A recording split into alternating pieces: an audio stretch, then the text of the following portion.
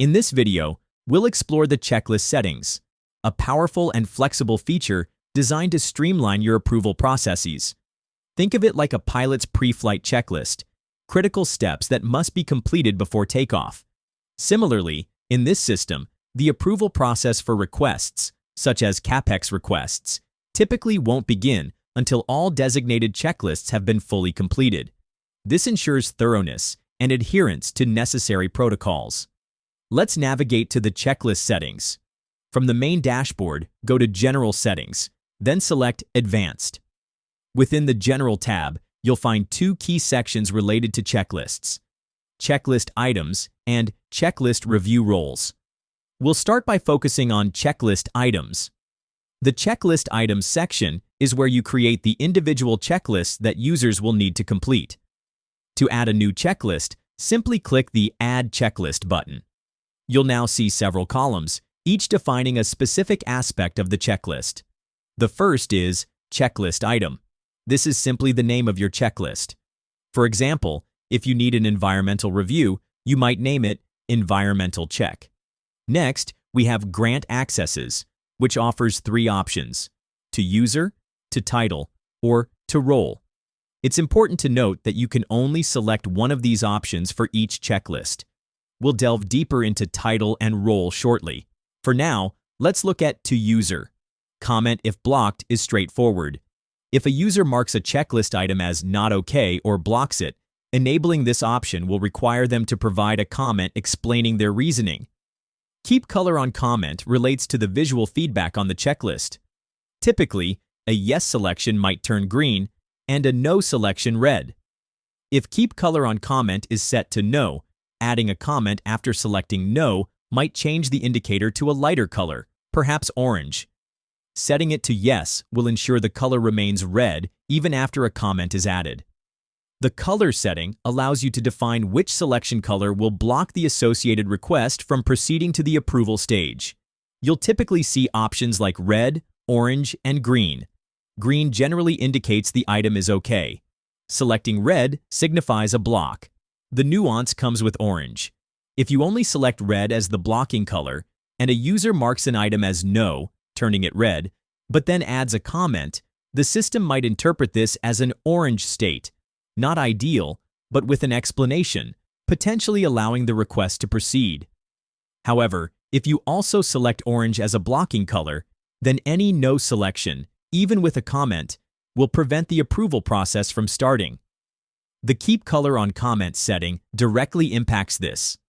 If enabled and red is selected, even with a comment, the indicator stays red and the request remains blocked. The Granted Access option with a yes-no selection determines who is responsible for completing the checklist.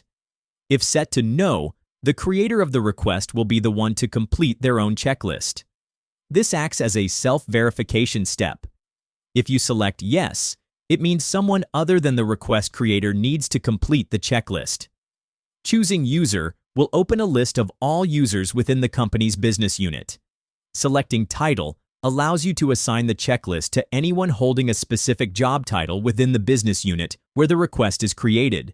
For example, you could assign an environmental checklist to the environmental analyst title. It's important to remember that there might be multiple individuals with the same title, especially across a larger organization or even within the same business unit. In this case, the system will require any person holding that specific title within that business unit to complete the checklist. The third option under Grant Accesses is Role. Unlike user and title, roles are specifically defined within the system for checklist review. A role might be something like Production Efficiency Control or Energy Compliance Officer, a designation created specifically for this purpose. We'll explore how to define these roles in the Checklist Review Roles section later in this video. Let's look at some of the other important settings. Exclusive means that if you assign a user, title, or role and select Exclusive, only those designated individuals can approve the checklist.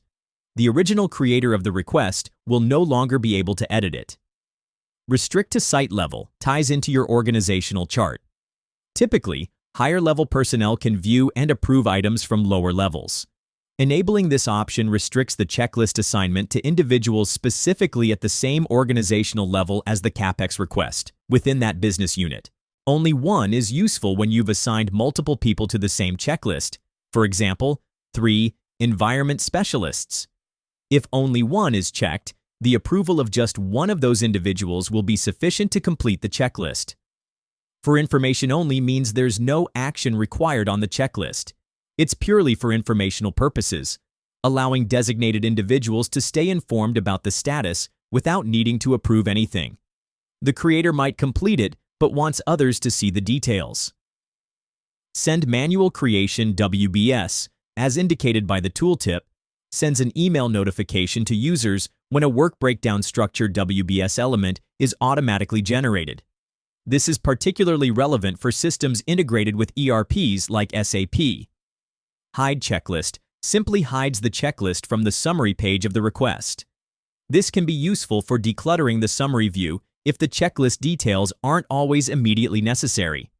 Send notification after approval triggers a notification email to relevant parties once the entire checklist has been completed by all required approvers. You can also customize the notification email content in the Send Notification Email field. The Apply to Subcategory section allows you to specify which types of requests this checklist should apply to.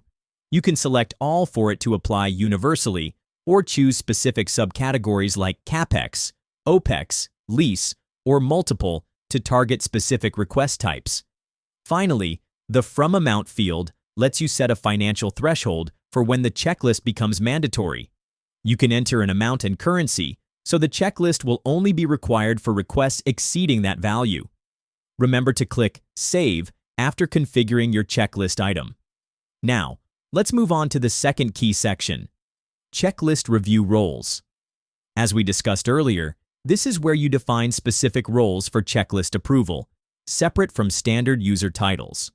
To create a new role, click Add New Role. You'll see fields for the name of the role, for example, Production Efficiency Control, and a description to provide more context. When you edit or create a role, you'll also have the option to add users. This allows you to assign specific individuals to that role. You can select multiple users to be part of the same role. Importantly, a single user can be assigned to multiple roles. In this example, Robert Smith, who is a treasurer, is also being added to the Production Efficiency Control role for checklist purposes. Once a role has been saved in the Checklist Review Roles section, you can then use it when creating or editing a checklist item. In the Grant Accesses dropdown, the newly created role will now be available as an option. This concludes our walkthrough of the checklist settings. By understanding and configuring these options effectively, you can create robust and tailored approval workflows for your requests. If you have any further questions or need assistance in setting up your checklists, please don't hesitate to reach out to our support team.